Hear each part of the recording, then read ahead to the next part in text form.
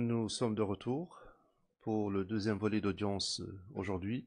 Et sans plus tarder, je redonne la parole à Monsieur le procureur. Vous avez la parole. Alors, Monsieur Mangou, continuons. À votre connaissance, est-ce qu'il y a des éléments des FDS qui ont été sanctionnés ou punis par rapport aux événements du 16 décembre, à votre connaissance? Non, aucun élément n'a été puni. Alors, j'aimerais maintenant revenir à la rencontre que vous avez eue le 24 février 2011 avec le président, juste pour une question de précision. Et je me réfère au transcrit du 26 septembre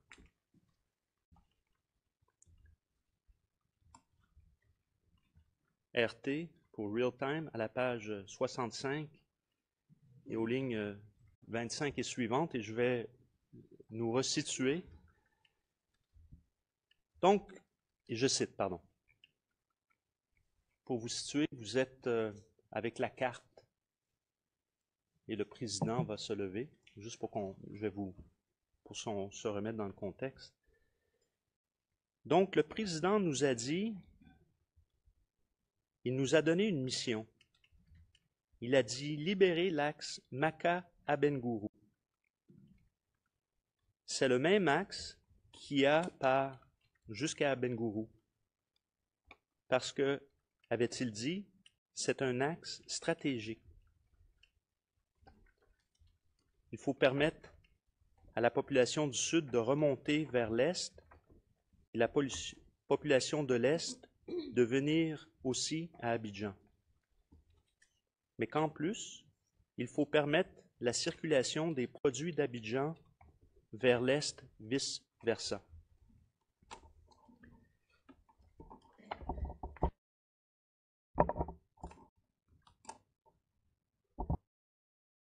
Donc, dans votre témoignage, en date du 26, donc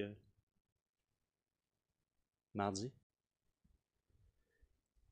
il a dit « libérer l'axe Maka à Bengourou ».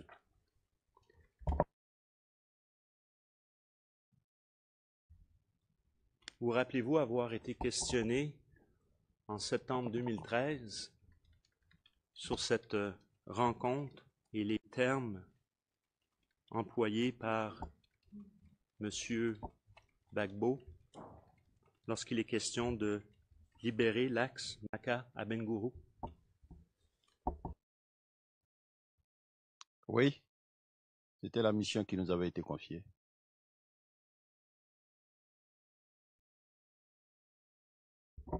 Mais vous rappelez-vous de le qualificatif employé par le président pour libérer l'axe?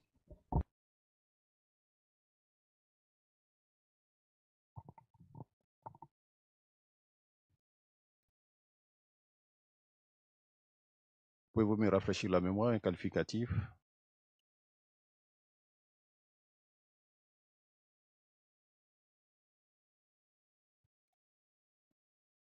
Alors, je vais référer au transcrit 0051 1045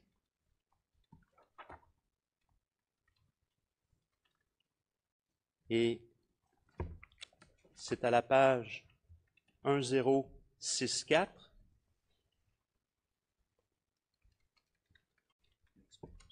Et je vais lire, ça va être pour m'assurer que je ne suis pas malhonnête. À partir de la ligne donc 978 à 692. Alors vous répondez, et ce jour-là, j'avais une carte d'Abobo,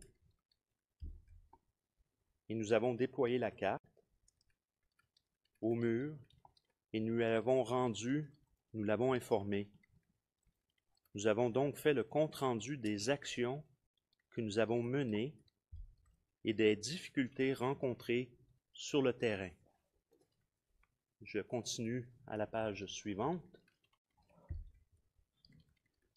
Could you please repeat the page number? La greffière d'audience, pourriez-vous, s'il vous plaît, repréciser la page?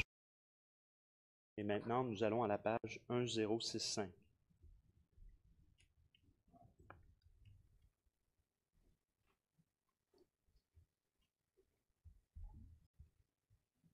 Alors la question, d'accord, d'accord. Et c'était quoi la réponse du président?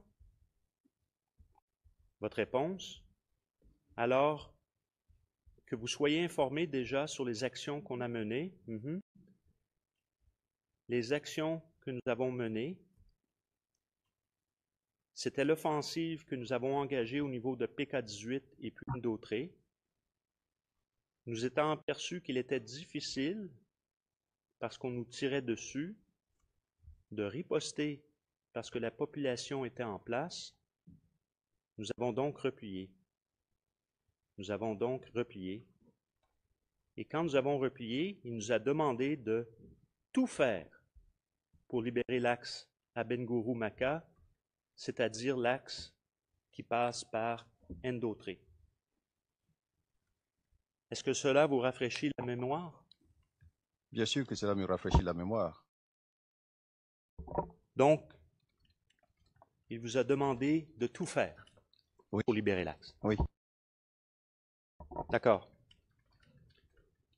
Donc, j'aimerais maintenant passer à l'offensive qui a lieu, vous avez indiqué, le 25 février, et que l'axe Maka-Abengourou, les hommes sur le terrain, étaient menés par le commandant Touali. On se situe? Et pour la référence du commandant Touali, là je me rends compte que je n'ai pas la page, mais effectivement c'est bien dans les transcrits.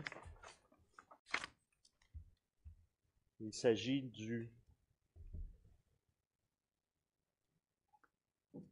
transcrit numéro 194 en français, ET, page 77, lignes 21 à 22. Alors ma question est la suivante. Lors de cette opération, lors de cette offensive le 25, des mortiers ont-ils été utilisés?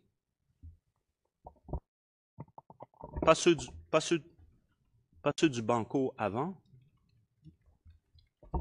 mais bien durant l'opération elle-même, au moment où les forces commandées par le commandant Touali avancent. Okay. Donc, lors de la deuxième phase de l'opération, à la demande du général d'Eto, j'ai autorisé un tir de mortier de 120.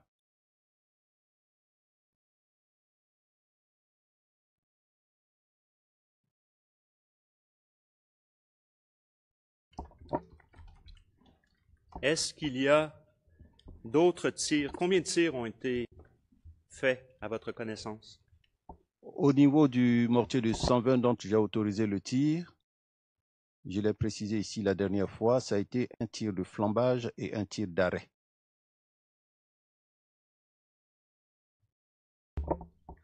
D'accord. Mais par la suite, pour cette opération, ou lors de cette opération, Alors, y a-t-il eu utilisation de mortiers? Lors de cette opération, puisque je vous l'ai souligné, les mortiers qui faisaient partie de l'unité, c'était des mortiers de 60. Ces mortiers de 60, je l'ai précisé, ce sont des armes de l'infanterie qu'on retrouve au niveau de la section d'appui de la compagnie, généralement commandée par un caporal. Donc, celui qui est habilité à donner l'ordre, c'est le commandant qui est avec la troupe, mais une fois qu'il a utilisé, il peut rendre compte de l'utilisation des mortiers. Cela n'est pas de la responsabilité du chef d'état-major des armées. Est-ce que des mortiers de 60, avez-vous été informé si des mortiers de 60 avaient été utilisés? Oui, j'ai été informé que des mortiers de 60 avaient été utilisés par le général Palacé. Et rappelez-nous, qui est le général Palacé à nouveau? Le général Palacé est le commandant de la force Licorne.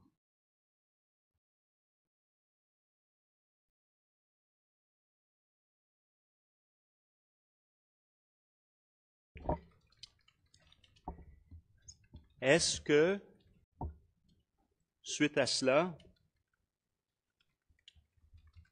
et est-ce qu'il vous a informé également, ou est-ce que vous avez été informé des conséquences que cela avait eu, l'utilisation de ce tir de mortier?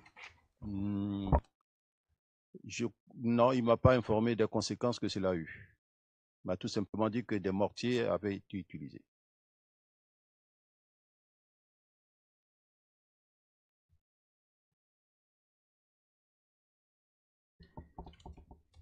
Et où avait-il été utilisé? C'est ça la question. Parce que là, vous me parliez de la progression. Il y a eu 2 informations du général Palacé dans le cadre de la progression Maca Ndotré, mais il y a eu l'information qu'il m'a donnée aussi concernant le marché. Là, il m'a donné plus de précisions, mais concernant la marche, il m'a tout simplement dit que des mortiers avaient été utilisés.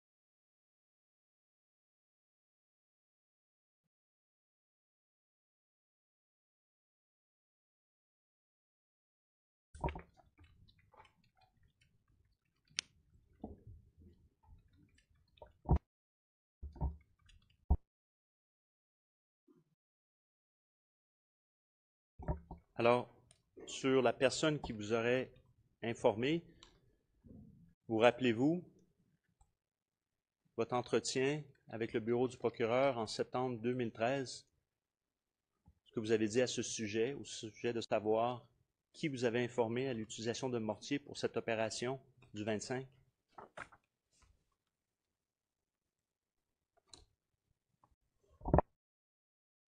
Septembre 2013.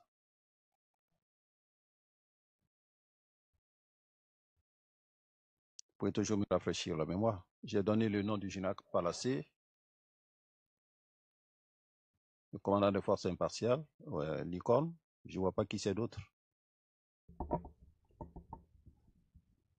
Alors, je réfère au transcrit 00511045.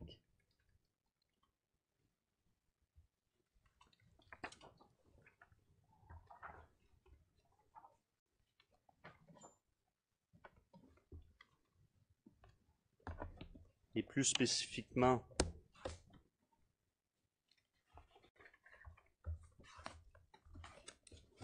si vous me permettez, je suis pris dans mon classeur.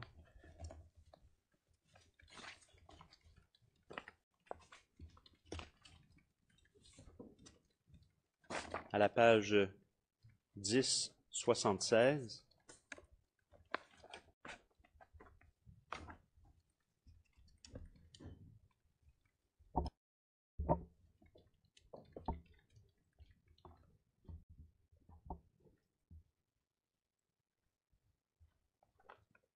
Et juste pour se restituer, je vais vous poser, je vais vous poser une question antérieure. Vous étiez informé donc de l'opération. C'est cela? C'est bien cela. Et est-ce qu'on vous a informé, vos troupes, qu'on avait utilisé un mortier de 60? Alors, la précision que je souhaiterais que vous puissiez m'apporter, est-ce qu'on parle de la manœuvre ou bien de l'utilisation générale du mortier au niveau d'Abobo? Parce qu'il y a le cas du marché et il y a le cas de la marche offensive. Dans quel cas sommes-nous? Nous ne sommes pas dans le cadre du marché. Nous D'accord. sommes dans le cadre de l'offensive menée par M. Touali, le commandant Touali, le 25 février, pour aller libérer l'axe. D'accord. Donc, lors de cette opération, est-ce que vous avez été informé par vos hommes qu'il y avait eu utilisation d'un mortier de 60?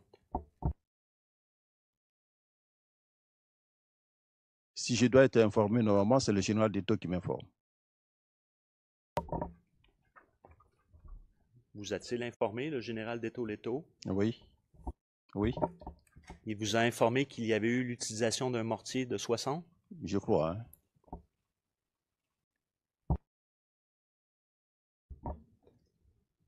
Alors, je vais revenir sur votre déclaration. Donc, à partir toujours de la même page, la 1076, pardon, la ligne 1087, et je lis. Bon, vous avez été informé du déroulement des opérations? Réponse. Pas de l'utilisation des armes. Question. Donc, ce que vous nous dites, c'est qu'on ne vous a jamais informé et vous n'avez jamais été informé. Vous dites Avez-vous su cette journée-là plus tard ou dans les jours suivants? À la ligne 1098, vous dites oui. Qu'on avait utilisé des mortiers était la question. Réponse, ligne 1100. Oui, je l'ai su, je l'ai su. Je l'ai su parce que les forces onusiennes en parlaient. Il y avait une question entre la réponse. Quand? D'accord? À la ligne 1105, la page suivante donc, la 1077. Voilà, les forces onusiennes en parlaient, ils ont dit qu'on a utilisé les mortiers. Ça, je l'ai su plus tard. Est-ce que ça vous rafraîchit la mémoire? Ça me rafraîchit la mémoire, je ne suis pas loin de la réponse que j'ai donnée.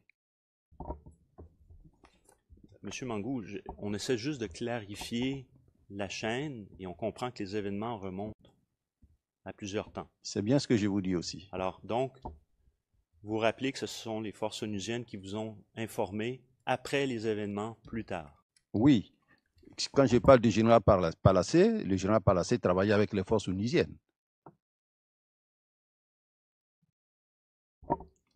Avez-vous autorisé cette journée-là l'utilisation d'un tel mortier? Non. Alors, je vous laisse préciser tout à l'heure, le mortier 60, c'est une arme d'infanterie. Donc, le commandant de l'unité peut l'utiliser sans autorisation du chef d'état-major des armées.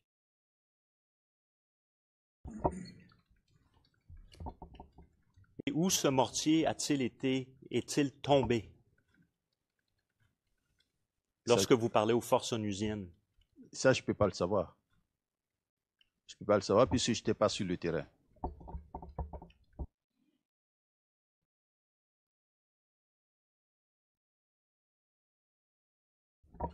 Donc, juste pour conclure,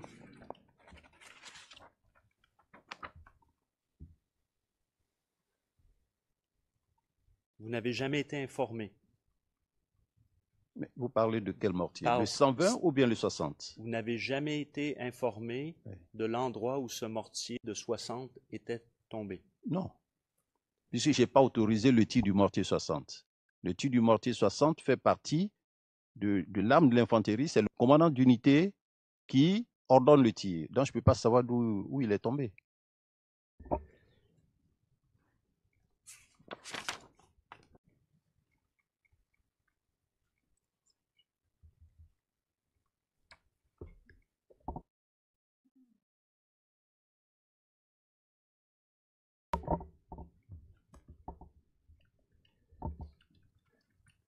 Vous rappelez-vous ce que vous avez dit dans votre déclaration? Lorsque ce que votre réaction a été suite au fait que vous apprenez que des mortiers ont été utilisés, des mortiers de 60 ont été utilisés? Est-ce que vous avez donné instruction? Oui, j'ai donné instruction pour que Toli soit rappelé afin de nous faire un compte rendu plus précis. Et par rapport à l'utilisation de mortiers, est-ce que vous avez pris ou donné des instructions à ce sujet? Par rapport à l'utilisation du mortier de 60, je n'ai pas d'instruction à donner. Je ne donne pas d'instruction. Je ne donne pas d'instruction. C'est le commandant de l'unité qui prend l'initiative de tirer.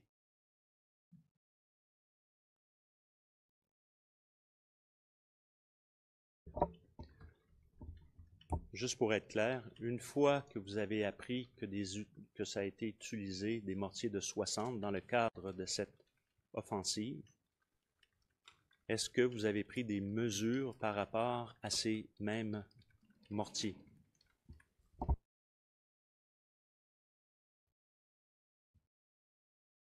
Il n'y a pas de mesures particulières qui ont été prises puisqu'ils étaient pratiquement à la fin de leur mission.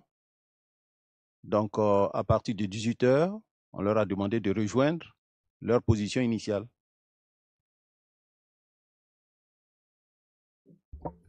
Non, alors, dans la deuxième phase, de rejoindre le camp commando. Vous rappelez-vous avoir été questionné au sujet de les mesures que vous avez prises par rapport à l'utilisation de ces mortiers et des réponses que vous avez données à ce sujet lors de votre entretien en septembre 2013 avec le bureau du procureur? Je ne me rappelle pas. Par contre, ce que je sais du mortier de 120 dont moi j'ai autorisé le tir, après avoir fait le tir, j'ai demandé qu'on réintègre ce mortier. Parce que ce mortier, déjà même à lui seul, il fait 600 kilos. 600 kilos. Donc, c'est une arme impressionnante et qui est généralement utilisée en arrière de l'ennemi.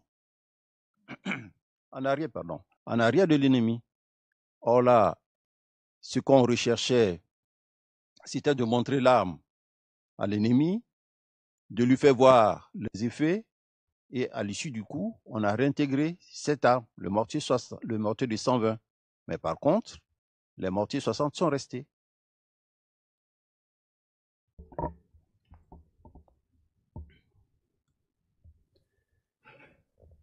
Alors, je vais continuer avec le transcrit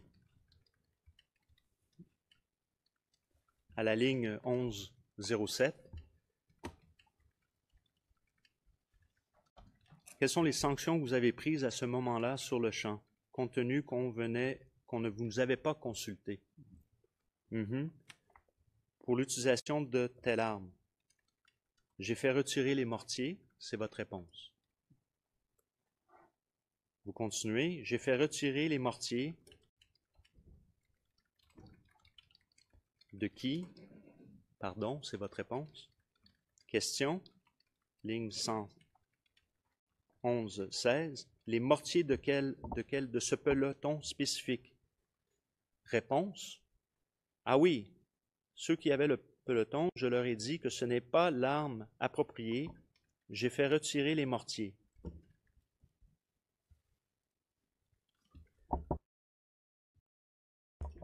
Vous rappelez-vous avoir dit cela? Oui, puisque c'est transcrit. Mais il a dû avoir certainement une confusion dans mon esprit. C'est plutôt les mortiers de 120 qui ont été retirés, mais les éléments ont gardé les mortiers de 60.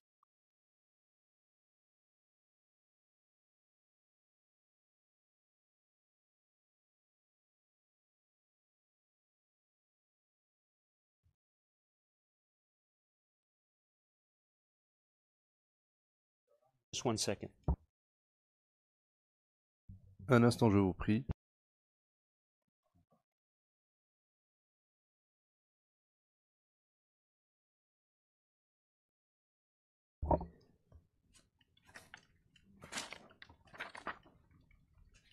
Alors, juste pour compléter.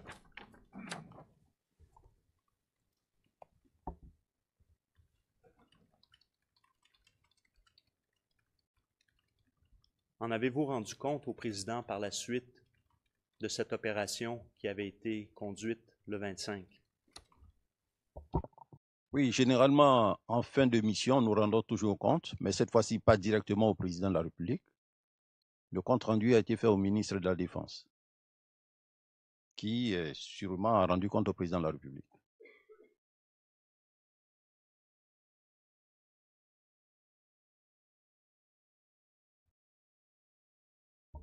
Est-ce que le ministre de la Défense a été informé que des obus avaient été utilisés? Oui, pas pour l'opération que nous avons menée de la Maca à Indodré, mais pour le marché, il a été informé. Alors, j'aimerais encore revenir à votre déclaration antérieure, toujours du mois de septembre 2013. Vous rappelez-vous de ce qui a été mentionné par vous-même au bureau du procureur à ce sujet-là et du ministre de la Défense? Concernant les mortiers du marché, ce qui a été dit? Non, au sujet de l'opération du 25 février 2011.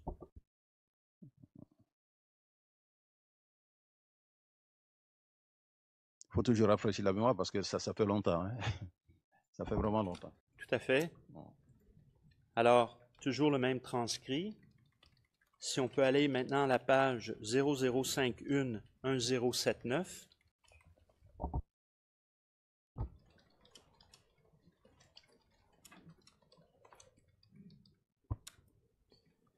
Maître Titre. Merci, Monsieur le Président. Pardon, confrère. Je crois que la question était, vous rappelez-vous de ce que vous avez dit à l'occasion de cet entretien avec les enquêteurs du bureau du procureur? Il me semble, Monsieur le Président, qu'il aurait fallu poser d'abord une question témoin pour ensuite le confronter. On ne peut pas aller directement à la déclaration. Je crois que le témoin a indiqué que le ministre de la Défense n'a pas été informé, mais il a été informé pour ce qui est de la question du marché. Alors, Le président, oui. Que ça soit vraiment clair, Monsieur le Président, avec votre permission. Please do so. Le président, oui, je vous invite à le faire. Que des obus avaient été utilisés lors de cette opération, donc qui était tombée, pas dans la forêt du Banco, pas les 120, mais que des mortiers avaient été utilisés. Oui, le ministre devait le savoir puisque moi j'ai été informé par les forces impartiales, donc je lui ai fait le compte rendu, il en a été informé.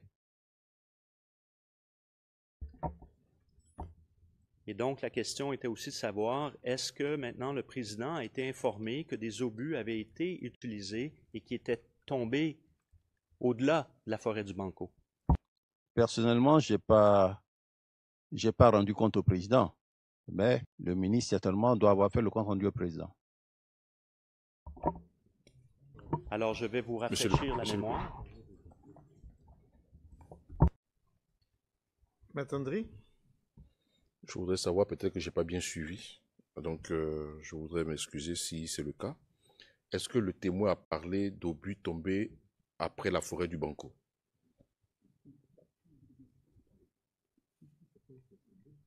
Je pense savoir que le témoin a dit qu'il ne sait pas où est-ce que ces obus sont tombés.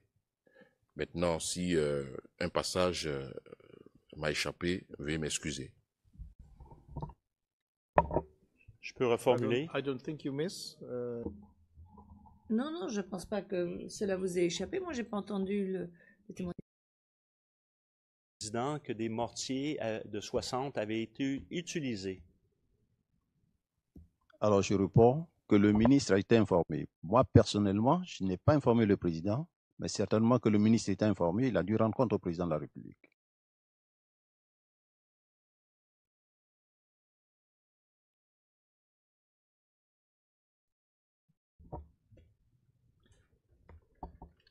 Alors, je vais revenir donc à la même page, la 1079.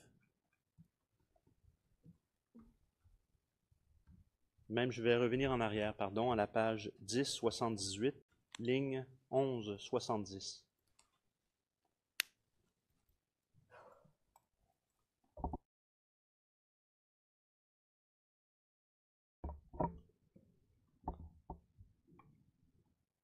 Est-ce qu'il y a eu un rapport qui a été fait au président de l'opération compte tenu que vous avez réussi à prendre le carrefour? Réponse, oui. Vous en avez parlé, et la page suivante, ligne 1175. Vous en avez parlé, question, réponse. Alors, j'ai rendu compte au président que le carrefour a été libéré.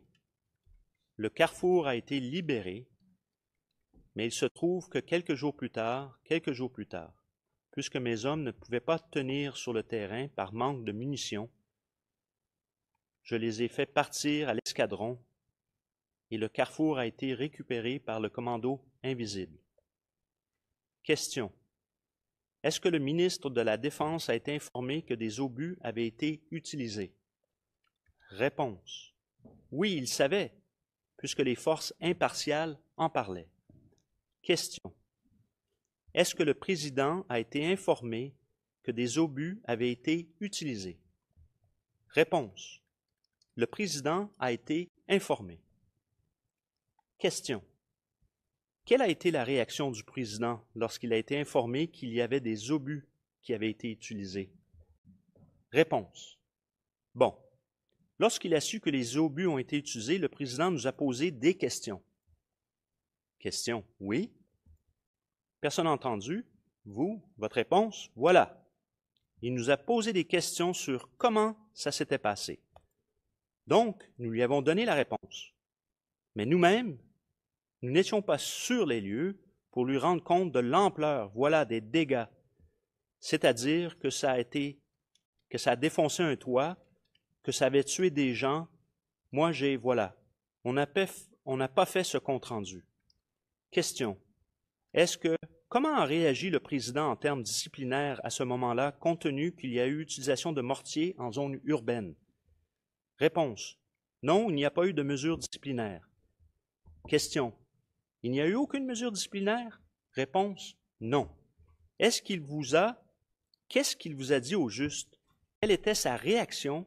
Quels ont été ses commentaires à ce moment-là? Il n'a rien dit.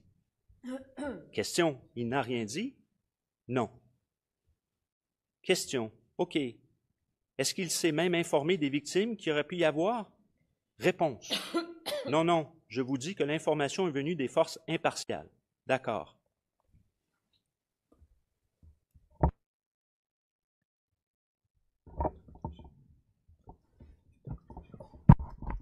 Can it be? Se pourrait-il que vous ayez été un peu plus loin que nécessaire?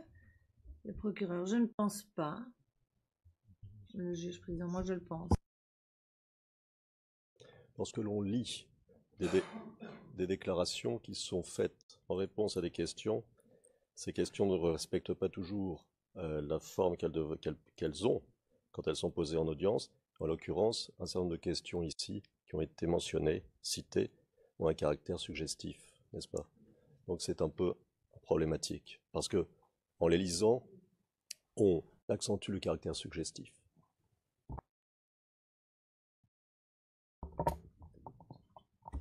The chamber will be the master of that. Yes, of course we will be. No, don't. Juge président.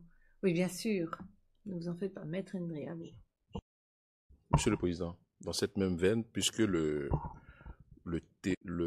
procureur est allé un peu plus loin que ce qui devait être, est-ce qu'il pourrait, s'il ne le fait pas, bon, non, But you can. That's when it's your turn to question. Why? Juge président, ce sera plus tard votre tour de poser des questions. Alors pourquoi toujours interrompre maintenant? Quand ce sera votre tour, vous le ferez, mais pas maintenant. Je ne veux plus qu'on interrompe pour ça. Je le répète, il faut terminer aujourd'hui, de toute façon. Le procureur, de toute façon, devrait pouvoir terminer aujourd'hui, Monsieur le Président. Je me rappelle très bien, c'est le compte rendu qui a été fait. Au président. Au président, depuis 2013, hein, vous savez, la mémoire elle est un peu oublieuse. Très bien. Voilà.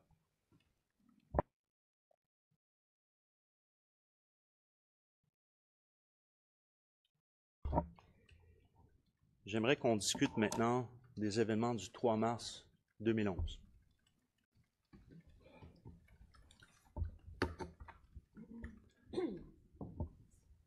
Avant le 3 mars 2011,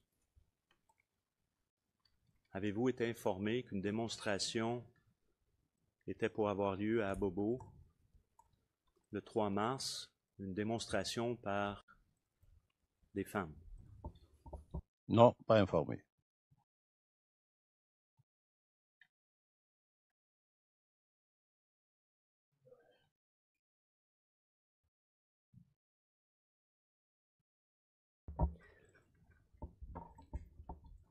Avez-vous été informé qu'il y a effectivement des femmes qui seraient mortes lors d'une démonstration à Abobo? Oui. Oui, j'ai été informé. Par qui? Alors, j'ai été informé par deux personnes. La première personne, toujours par les forces impartiales. La deuxième personne, par le ministre qui m'a apporté l'information. Donc, il m'a pour me demander si nos éléments avaient effectué des tirs sur des femmes. La première chose que j'ai faite, c'est d'appeler Deto pour m'informer de ce qu'il a été informé de ce qu'une marche se passait à Bobo. Il m'a dit non. Et je lui ai demandé également, est-ce qu'il a été informé que nos hommes ont tiré sur des femmes? Il m'a dit non. Donc, je suis parti revoir le ministre pour dire que suite à une enquête interne que nous avons menée, ben, nos hommes n'ont pas effectué de tir sur des femmes.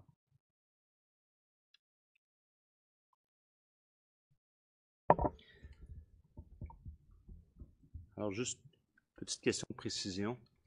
Vous rappelez-vous vers quelle heure vous avez eu cette discussion avec la première discussion avec le ministre,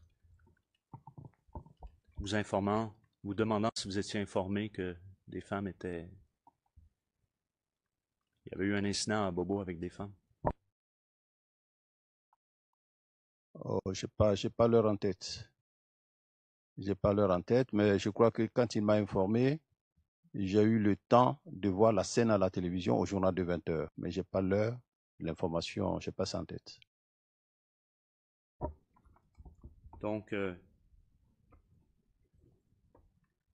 juste pour qu'on soit clair, et je me réfère au transcrit 0051-1086 de votre déclaration du mois de septembre 2013, à la page 11-13, ligne 926, vous indiquez dans ce passage « vers midi ». Est-ce que là, cela vous rafraîchit la mémoire? Oui.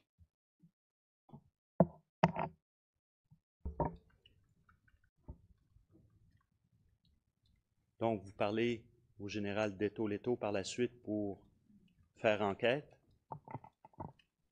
Oui, je lui ai demandé de mener des investigations afin de me faire un compte-rendu. Et son compte-rendu a été qu'il n'en était rien? Non, pas qu'il n'en était rien, mais que nos hommes n'étaient pas impliqués. Que nos hommes n'étaient pas impliqués.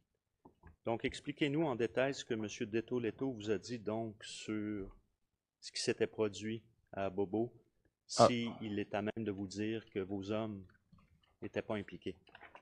Donc déjà, après la deuxième phase de l'opération, nos éléments ont rejoint le camp commando. Hein.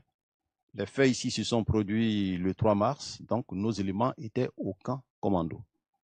Voilà. Donc quand ils étaient renseignés, on n'a pas été attaqué ce jour-là. Donc ce qui s'est passé avec les femmes, ce n'était pas nos hommes. Donc vous dites que vous avez rencontré ou vous avez parlé au ministre une deuxième fois? Alors le ministre m'a communiqué l'information au téléphone. Après que Deto m'ait donné les résultats de l'enquête, la petite enquête interne, je suis allé personnellement au bureau du ministre le rencontrer pour lui faire le compte-rendu. Et à l'issue du compte-rendu, il m'a demandé de faire un communiqué. Est-ce que vous avez fait un communiqué? Oui, nous avons fait un communiqué. Nous avons fait le communiqué, donc on a vu ça le soir, au journal de 20h, le même jour.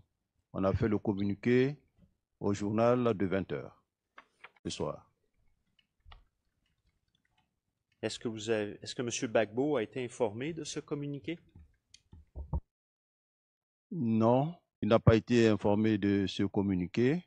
C'est plutôt le ministre qui m'a instruit de faire le communiqué. Je suppose que le ministre m'ayant instruit de faire le communiqué, il a dû rendre compte au président de la République.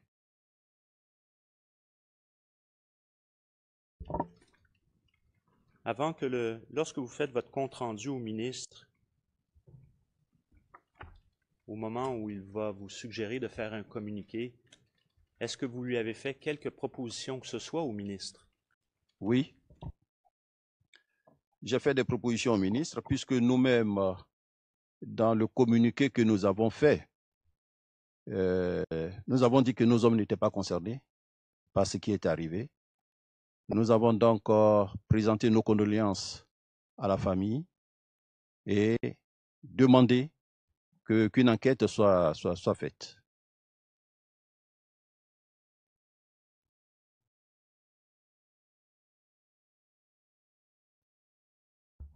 Alors, si vous me permettez juste un petit instant.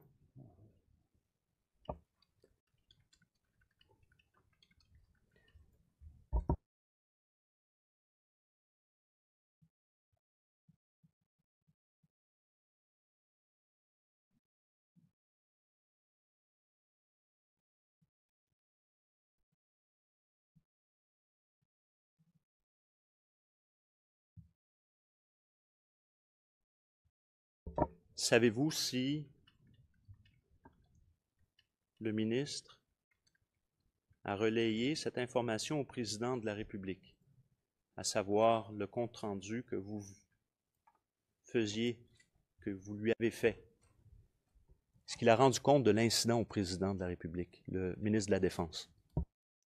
Je ne lui ai pas demandé expressément, mais je suppose que le ministre, suite à mon compte rendu, a dû rendre compte au président de la République.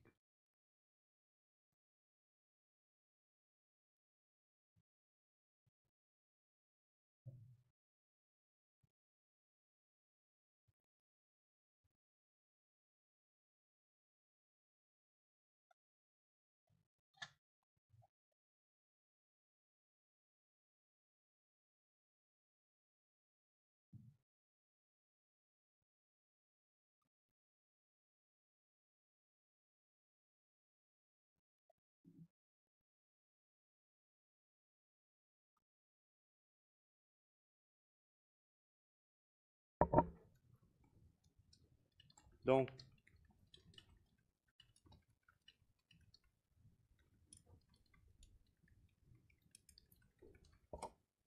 qui a approuvé le communiqué cette journée-là?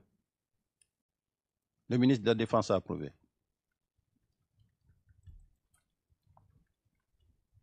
À votre connaissance, est-ce que le président, M. Gbagbo, a été consulté à quelque moment que ce soit?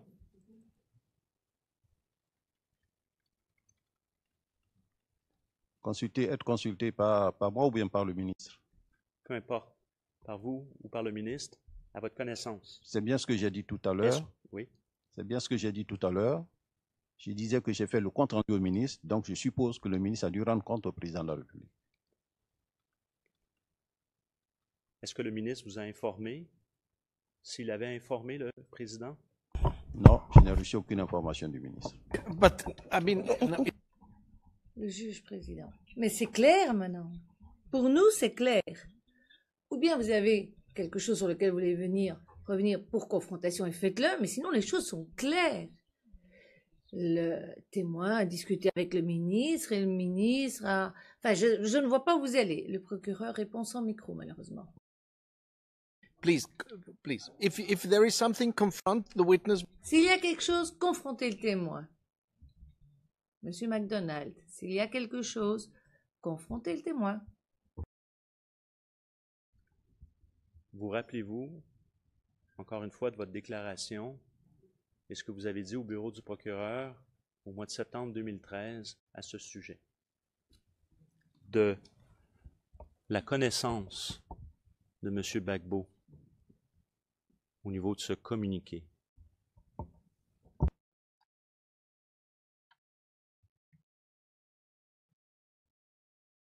Généralement, quand nous devons faire un communiqué, le ministre est informé. Quelquefois, moi-même, je rencontre directement le président de la République. Et quelquefois, le président me demande de lire les parties. Mais concernant ce communiqué, ce que je suis en train de vous dire, c'est que le ministre m'a demandé de faire le communiqué. Et je suppose qu'il a dû rendre compte au président de la République qui nous a demandé de faire le communiqué. Très bien. Alors, j'aimerais qu'on appelle le transcrit 0051 1086 à la page 1115.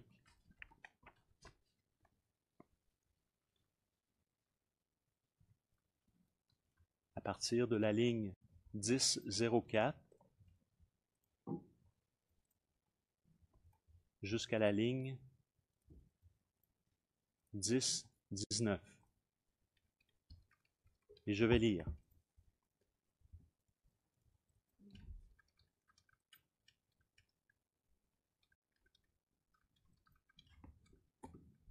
Question. OK, d'ailleurs, qui approuve le communiqué à ce moment-là? Réponse.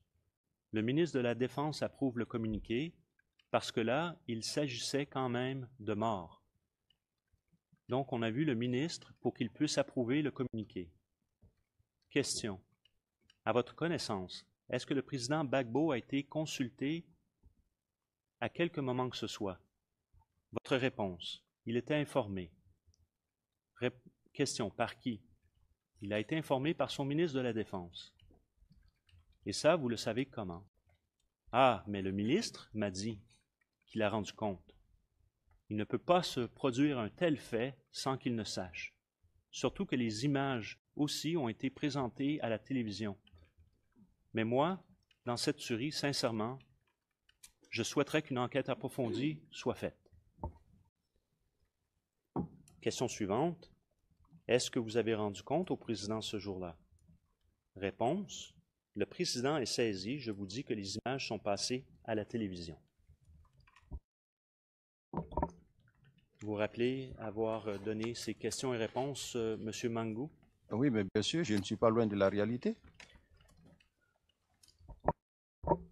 Et vous confirmez que le ministre de la Défense vous a informé que le président Gbagbo, qu'il en avait informé le président Gbagbo? Bon, je le confirme. Très bien. Alors, Monsieur le Président. Mettre le titre. Merci, Monsieur le Président. Il me semble que pour la clarté des débats, il serait utile de poser au témoin la question informé de quoi? Parce que toute cette ligne de questionnement, sauf erreur de ma part, porte sur le communiqué. Le président a-t-il été informé du communiqué? Et en réalité, si l'on reprend la déclaration, on parle d'information, mais pas d'information concernant le communiqué. Il était informé sans qu'on sache exactement de quoi. Donc il serait utile pour nous tous que la question soit posée au témoin de savoir de quoi on parle ici. About what were you informed by the minister? Vous avez été informé de quoi par le ministre? Monsieur le Président, je crois que là, nous parlons du communiqué. Thank you. Okay. Merci. Poursuivez. je vais présenter le communiqué en question tel que lu CIV, OTP 0026-0006. Journal télévisé du 4 mars 2011 à 13 h. Il s'agit de l'onglet 122. De la minute 22:13 à 25:39. Le transcrit correspondant est le 0051-2250, onglet 318, et ce sera de la ligne 181 à la ligne 206. On veut s'assurer que les interprètes aient le transcrit, mais ça devrait être le cas. Et sur votre signal, Monsieur le Président, on est prêt à présenter la vidéo.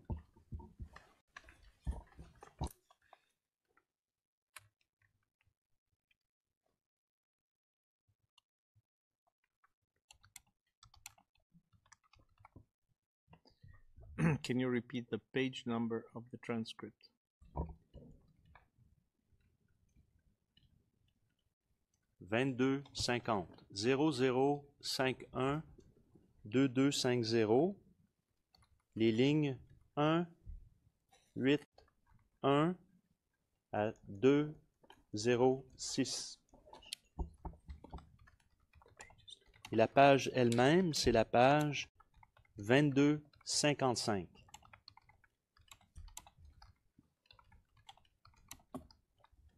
Mais les lignes indiquent la page.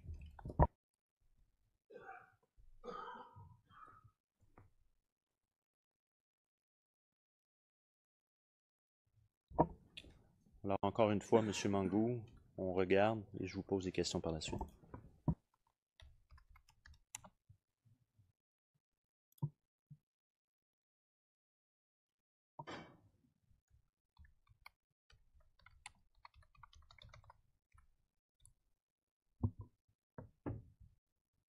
Could the interpreters confirm that he has found it?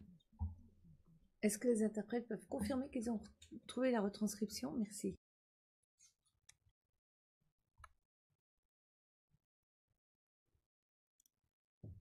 Aux informations accusant les forces Oui, c'est trouvé.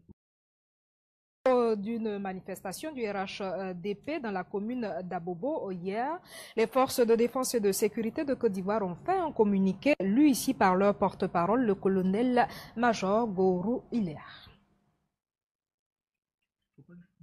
Sur la base de propos de pseudo-témoins, des agences de presse ont diffusé l'information selon laquelle les forces de défense et de sécurité de la République de Côte d'Ivoire seraient coupables de la mort de 6 femmes tuées par balle au cours de la marche des militantes du RHDP à Abobo le jeudi 3 mars 2011.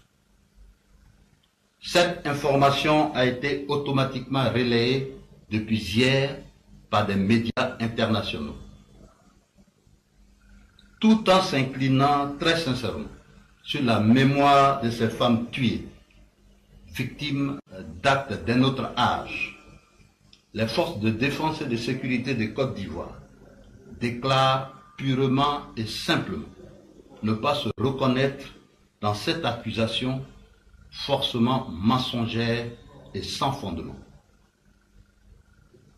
À l'intention de ces médias qui, de façon curieuse et suspecte, s'accordent autour de cette accusation, les forces de défense et de sécurité rappellent que des marches similaires des militants du RHDP ont eu lieu à Agamé, à Makori, à Trècheville, à Atekoubé, à Bassam et dans d'autres localités les jours précédents.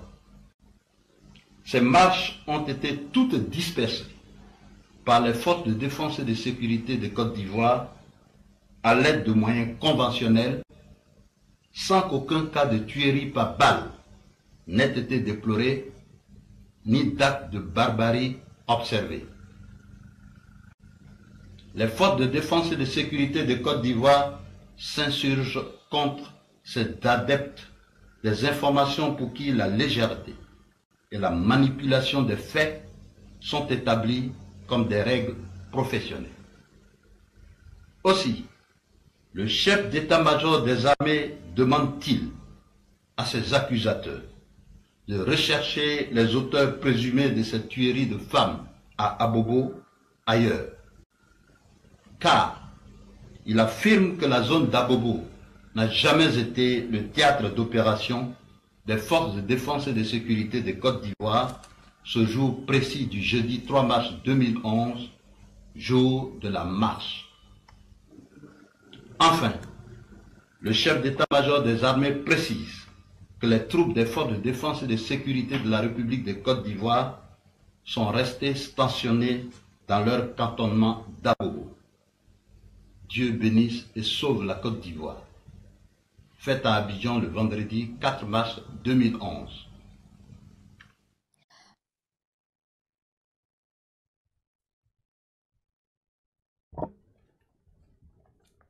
Donc, c'est bien le même communiqué dont on parlait dans mes questions précédentes?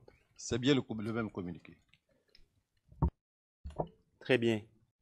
Je vais vous montrer maintenant une autre pièce vidéo.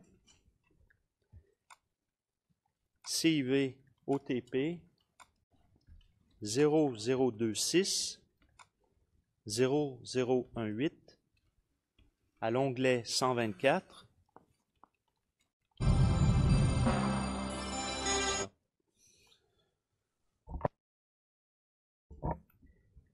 Ce sera de la minute 10:34 à 13:03.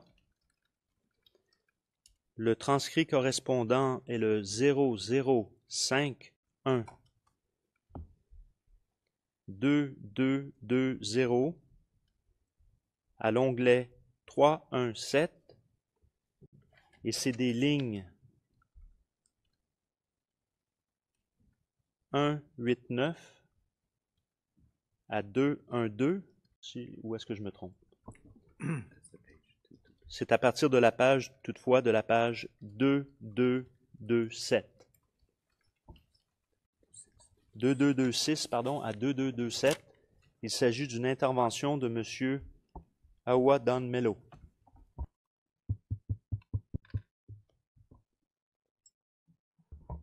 Il s'agit du journal télé du 5 mars, 13h. Et on peut y aller. Le gouvernement de Côte d'Ivoire dégage toute responsabilité s'agissant de la mort des militantes du RHDP tuées au cours d'une marche organisée à Abobo jeudi dernier. Nous vous proposons à cet effet la déclaration du porte-parole du gouvernement. Communiqué du gouvernement du vendredi 4 mars 2011. Des informations relayées par des chancelleries et médias internationaux font état de ce qu'une manifestation de femmes RHDP réprimée par les forces de défense et de sécurité aurait fait des morts. Les forces de défense et de sécurité de Côte d'Ivoire, dans un communiqué, ont affirmé qu'elles ne se reconnaissent ni de près ni de loin dans ces accusations.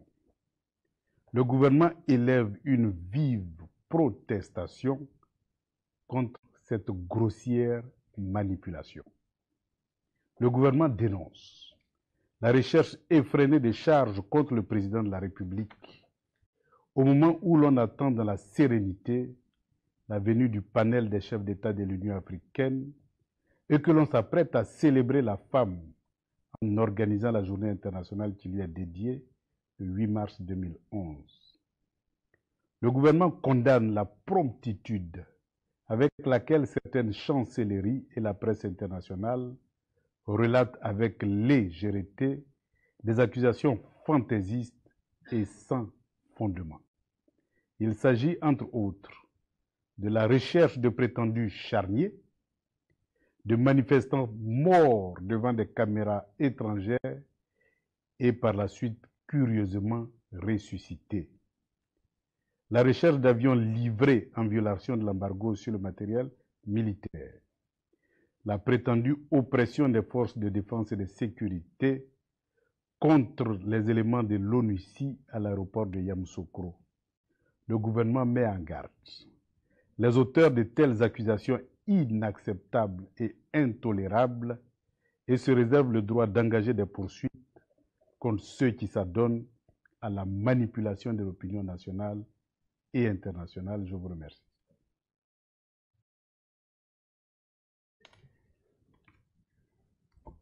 Avez-vous déjà vu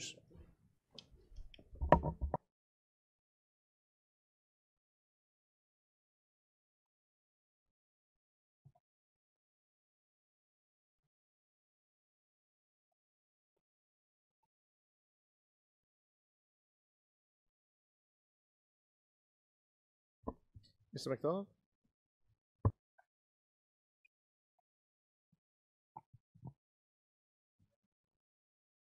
Excusez-moi, M. Mangou. Est-ce que vous avez déjà vu ce communiqué du gouvernement à la télé?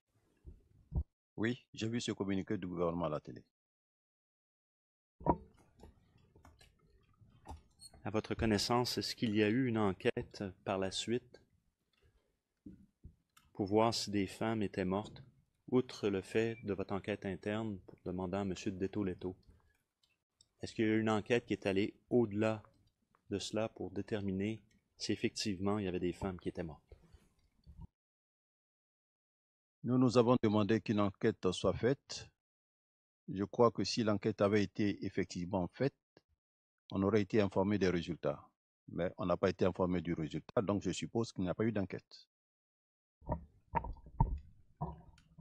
Est-ce que vous avez été informé à quelque moment que ce soit, depuis les événements, si des éléments avaient été punis, donc entre le 3 mars et le 11 avril 2011? Non. Très bien. J'aimerais maintenant passer aux événements du... Excuse me. Just... Le président, un instant, je veux être sûr d'avoir bien compris la réponse. Vous n'avez jamais été informé? Votre réponse, non. Est-ce que c'était à la réponse, vous n'avez jamais été informé, ou est-ce que c'était une réponse à, vous n'avez jamais, qu'il n'y a jamais eu de sanction? Ça s'applique à quoi? Je n'ai jamais eu de sanctions. Les sanctions, ça s'applique à la sanction. Mais aussi que j'ai jamais été informé qu'il y a eu une enquête qui a été faite, Monsieur le Président. Oh. OK. Le président, fort bien, merci.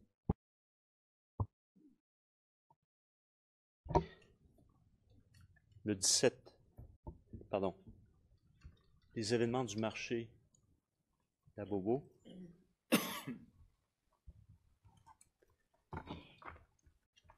Donc, on en a touché un petit peu tout à l'heure, mais revenons-y.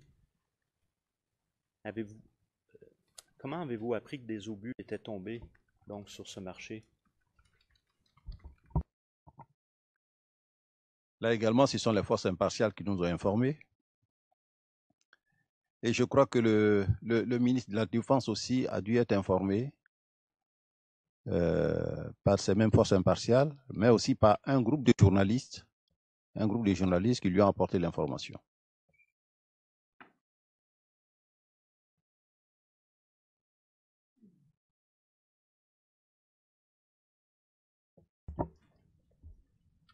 Avez-vous fait enquête? Comme dans toute opération, quand ces genres d'événements surviennent, on arrête l'opération, on mène l'enquête pour s'assurer si ce sont nos hommes qui sont en cause. Donc l'enquête interne a été faite. Voilà, j'ai demandé au général Detto de faire une enquête interne, elle a été faite.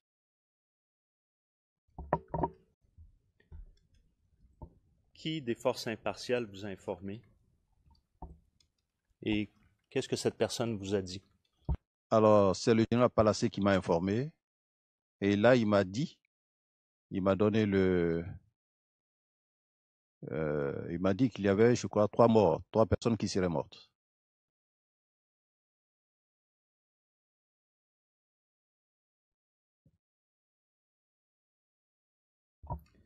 Lorsque vous faites votre enquête,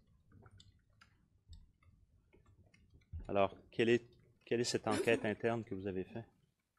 Alors, l'enquête interne, c'était de poser la question de savoir si effectivement nos éléments avaient tiré. Non, ils n'ont pas tiré. Et quand nous-mêmes, nous voyons les caractéristiques de l'arme, le mortier 60, comme je l'ai souligné, qui est une arme d'infanterie avec laquelle on peut effectuer un tir de 100 à 1000. Nos éléments étaient au camp commando. À vol d'oiseau, ça peut être à 1500, 2000 mètres. Et puis, au camp commando, il y a quand même de grandes bâtisses. Mettre un mortier 60 en batterie, ne pas avoir visuel avec le marché et puis effectuer des tirs, ça nous a semblé vraiment impossible. Ça nous a semblé impossible. Qu'est-ce que M. Detto-Letto vous a mentionné? Detto-Letto nous a plutôt dit que nos éléments avaient utilisé des grenades. Voilà, qu'ils avaient utilisé des grenades, c'est ce qu'il avait dit. Mais pas de tir de roquettes de 60. Quel type de grenade? Nous avons deux types de grenades. Nous avons les grenades offensives. Nous avons les grenades défensives. Je vous ai défini chaque grenade ici, mais je reprends. Est-ce que c'est une offensive ou une défensive qui a été utilisée? Est-ce que M. Detto-Letto l'a mentionné? Non, mais il ne l'a pas précisé expressément. D'accord.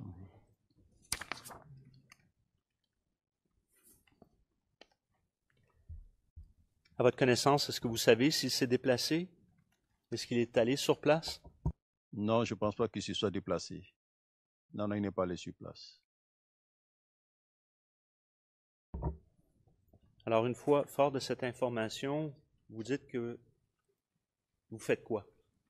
Lorsque vous avez ces informations de M. Detto-Letto, du commandant Detto-Letto, pardon, général, vous faites quoi?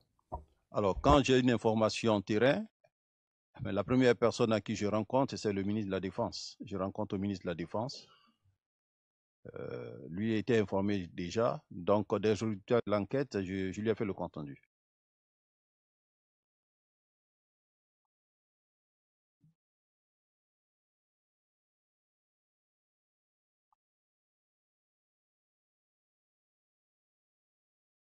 Et je lui ai aussi demandé, excusez, j'ai oublié un point.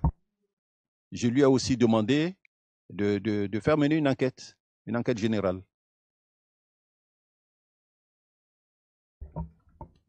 Et qu'est-ce qu'il a dit à cette proposition? À cette proposition, il m'a dit qu'ils allaient le faire, mais ça n'a pas été fait.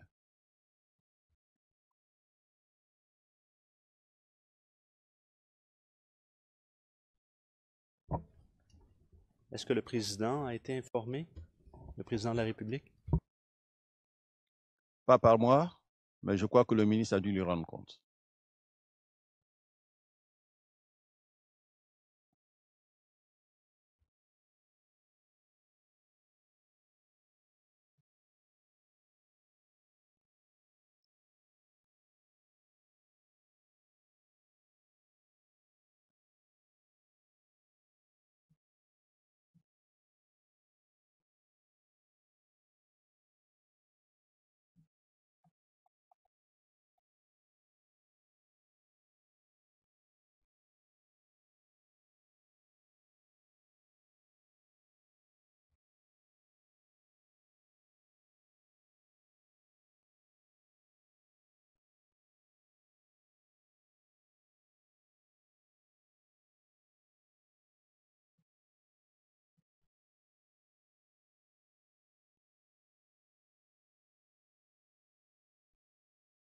Alors, juste pour confirmer, est-ce que vous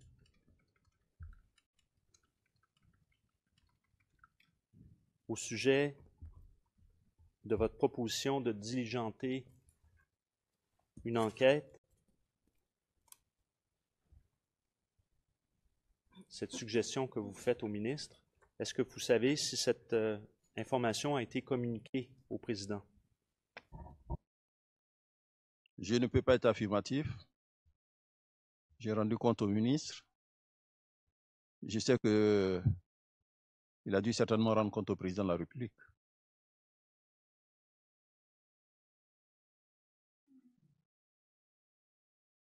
Est-ce que vous savez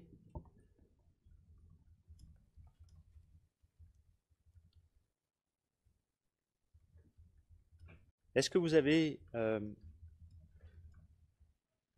avez donné l'autorisation à quelque moment que ce soit, au moment des faits, pour l'autorisation de mortier, peu importe le calibre, de quelque mortier que ce soit? Monsieur le Président.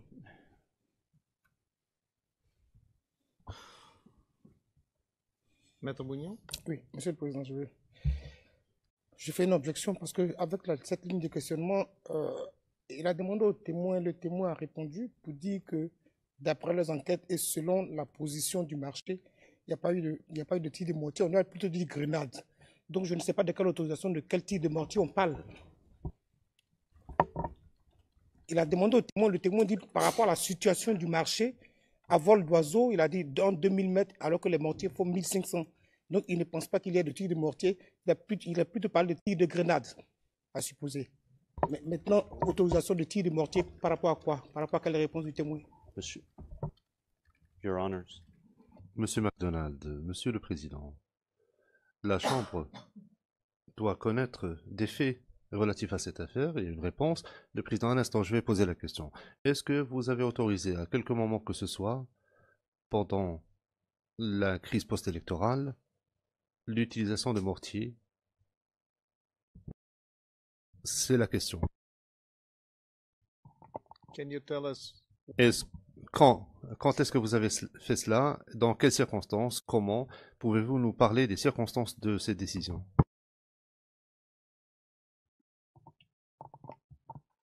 Oui, Monsieur le Président. Je l'ai déjà dit ici, j'ai autorisé personnellement, à la demande du général d'Eto, 2 tirs au mortier. Le premier tir, avant la première progression, à partir de la Maca, un tir au mortier 60 dans la forêt du Banco, qui était un tir de flambage et un tir d'assernement. Tir de flambage, pourquoi? Parce que le mortier, quand il sort du magasin d'armes, après qu'on ait fait l'entretien, on met toujours un peu d'huile pour que les parties ne rouillent pas. Donc, quand on sort, on nettoie, mais il y a encore de l'huile. Tir de flambage, ça brûle l'huile pour permettre au tube d'être plus lisse. Tir d'harcèlement, pourquoi? Parce que nos éléments devaient passer par là. Et quand on longe une forêt, quelquefois on est surpris, on peut être attaqué, on peut tomber dans une embuscade. Donc, ce tir avait pour objectif de voir s'il y avait quelqu'un, la présence ennemie dedans, pour que l'ennemi puisse répondre au tir que nous avons effectué. Quand ça a été fait, il n'y a pas eu de réponse, nous avons pu reprendre notre progression. Le deuxième tir que j'ai autorisé, c'est au mortier de 120. Et j'expliquais aussi pourquoi on a fait partir l'arme sur le terrain. Arme impressionnante. Je vous avais dit que ça fait près de 6 kilos. Le canon, ça fait 3 mètres 20. Pour montrer l'arme, son effet, et ne pas avoir à nous en servir contre la population. Parce que vous imaginez un mortier de 120 qui tombe au milieu des habitations, c'est sûr qu'on n'aurait pas trouvé Abobo dans l'état où il était. Donc là, nous avons effectué également un tir de flambage et un tir d'arrêt. Un tir de flambage, donc ça je l'ai expliqué. Le tir d'arrêt, c'est le tir qu'on a effectué au plus près de la position amie pour arrêter toute manœuvre ennemie si elle devait avoir lieu. À l'issue de ce tir, compte tenu de l'importance de l'arme, et ce n'était pas sa position parce que le tir de mortier, on le retrouve en arrière des positions, j'ai donc demandé au général d'Eto de réintégrer l'arme. Parce que si on la laisse là, dans le repli, on peut laisser l'arme à l'ennemi. Donc cette arme a été réintégrée. Voici donc, Monsieur le Président, les 2 tirs de mortier qui ont eu mon autorisation.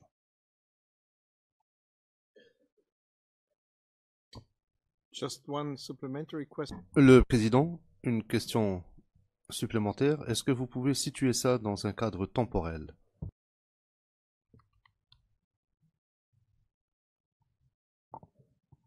Oui, le tir de mortier, c'était avant la manœuvre, la première phase, donc en position statique. On a effectué le tir, les gens ont repris la progression. Le tir de mortier de 120, c'est quand nos éléments ont amorcé l'offensive. En gros, à 1 km et quelques du carrefour, nous avons effectué le tir, on a retiré l'arme et ils ont pu reprendre leur progression à la deuxième phase de l'opération. Le 25 février. Oui, le 25 février pour le tir. Le premier tir, ça a été le 23 février et le deuxième tir, le 25 février.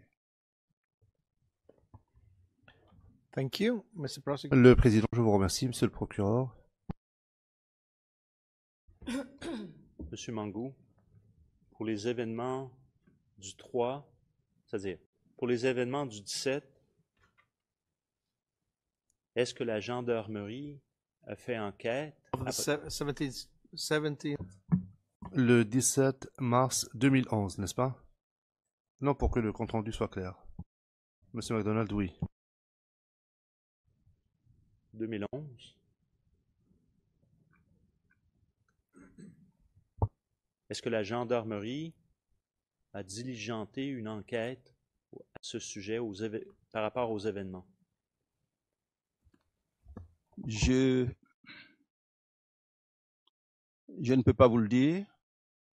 Nous avons diligenté une enquête interne. Nous avons demandé qu'au niveau de l'État, une autre enquête soit diligentée. Donc, si elle devait être diligentée, cette enquête, c'était la gendarmerie qui serait saisie. Mais je n'ai pas souvenance de ce que la gendarmerie a été saisie pour faire une telle enquête. Et que ce soit donc pour les événements du 3 ou du 17 mars 2011, est-ce qu'il y a quelques éléments qui ont été punis, sanctionnés, ou quelques sanctions que ce soit pour ces événements-là? On ne pouvait pas punir l'élément parce que nos éléments n'étaient pas impliqués. Une punition, on l'inflige à quelqu'un qui a commis une faute. N'ayant pas commis de faute, on ne pouvait pas infliger de punition à qui que ce soit. Alors je vais justement appeler maintenant la pièce vidéo, et je pense que ça va être la dernière chose pour cette matinée, Monsieur le Président, et cet après-midi, je serai certainement dans les temps pour terminer. Donc, je vais vous montrer maintenant, on va montrer maintenant la vidéo CIVOTP 0069 0376 de la minute 6:30 à 11:40. Il s'agit de la pièce 405 sur notre liste et le transcrit correspondant, si je ne me trompe pas, c'est en entier, CIVOTP 0087 0281 et c'est ajouté à la fin, l'avant-dernier sur notre liste, 613, je crois. Donc, le transcrit, c'est du début à la fin, s'il vous plaît, mais c'est de la minute 6:30 à 11:40. Merci.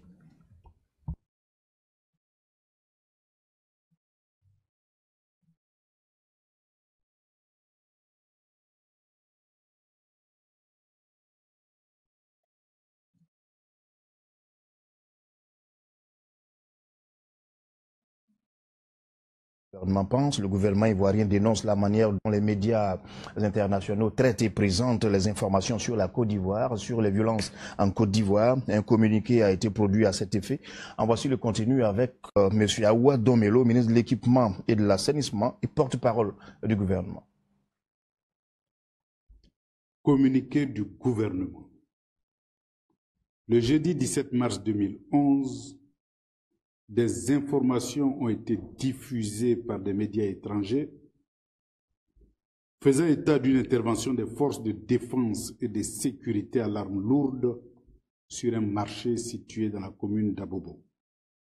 Cette intervention aurait fait plus de 27 morts et plusieurs blessés. Le gouvernement ivoirien, soucieux du respect des droits de l'homme, a aussitôt ordonné des investigations à l'effet de vérifier la matérialité des faits. Il en ressort le constat suivant. Aucun dégât par obus n'a été observé dans les marchés de la commune d'Abobo le jeudi 17 mars 2011. Aucune victime d'une prétendue attaque par obus n'a été enregistrée dans les morgues d'Abobo et d'Aniamant le jeudi 17 mars 2011. Aucune plainte consécutive à une opération des forces de défense et de sécurité n'a été enregistrée dans les services de police.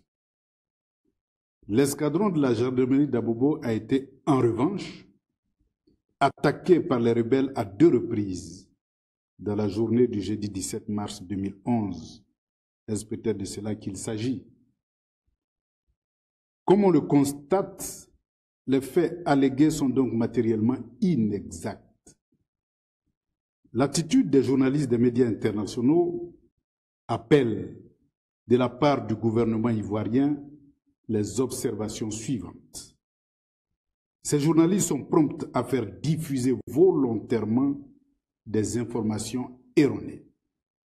Le gouvernement note, en ce sens, la similitude troublante entre la prétendue attaque à l'arme lourde du marché d'Abobo et la non moins prétendue répression de la marche des femmes d'Abobo il y a 3 semaines. Ces mêmes journalistes adoptent en revanche un mutisme injustifié lorsque des crimes d'une atrocité révoltante sont commis par les rebelles. À titre d'exemple, le massacre des villageois d'Anokwakouté dans la commune d'Abobo n'a point eu d'intérêt pour ces mêmes médias, ni même les personnes égorgées, tuées par balles, brûlées vives lors de l'attaque par les terroristes de l'antenne de la radio-télévision ivoirienne située dans la même commune.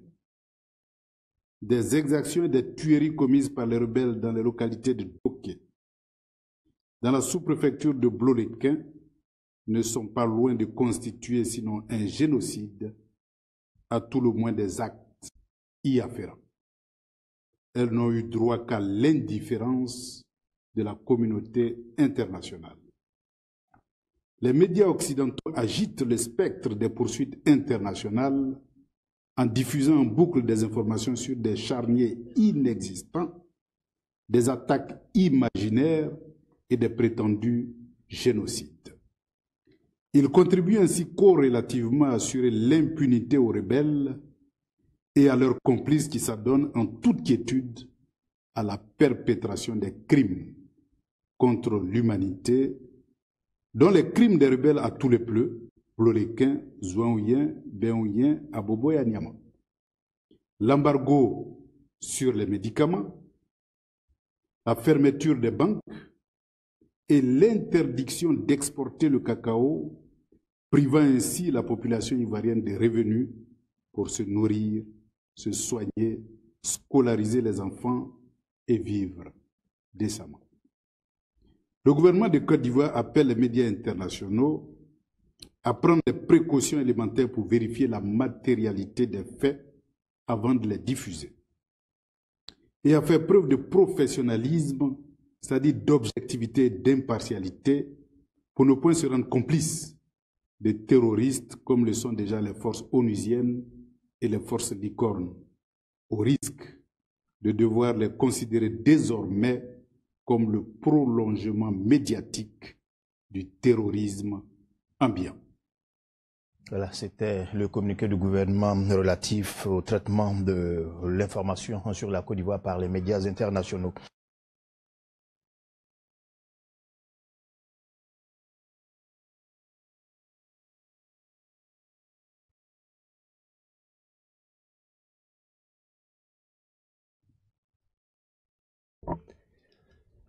Monsieur Mangou. Vous rappelez-vous également de ce communiqué qui a été communiqué le 22 mars au journal de la RTI de 20 heures? Je n'ai pas suivi ce communiqué.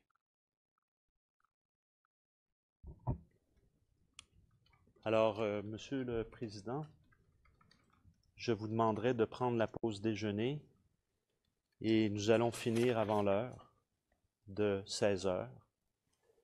Ça devrait être assez court, le plus court que l'on peut, mais je ne peux pas vous donner immédiatement, est-ce que ça va être 30 minutes, 45 minutes, mais ça va être avant 16 heures, c'est sûr et certain. And then we go. Le président, après quoi, nous reprendrons lundi, si c'est le but de votre intervention. Nous n'allons pas commencer alors qu'il ne nous restera que 30 minutes. Et je crois que le témoin mérite de se reposer. Donc dès que l'accusation en aura terminé, nous allons lever l'audience et reprendre lundi matin. Très bien. Nous allons faire notre pause déjeuner maintenant. L'audience est suspendue et nous reprendrons à 14h30. Merci beaucoup.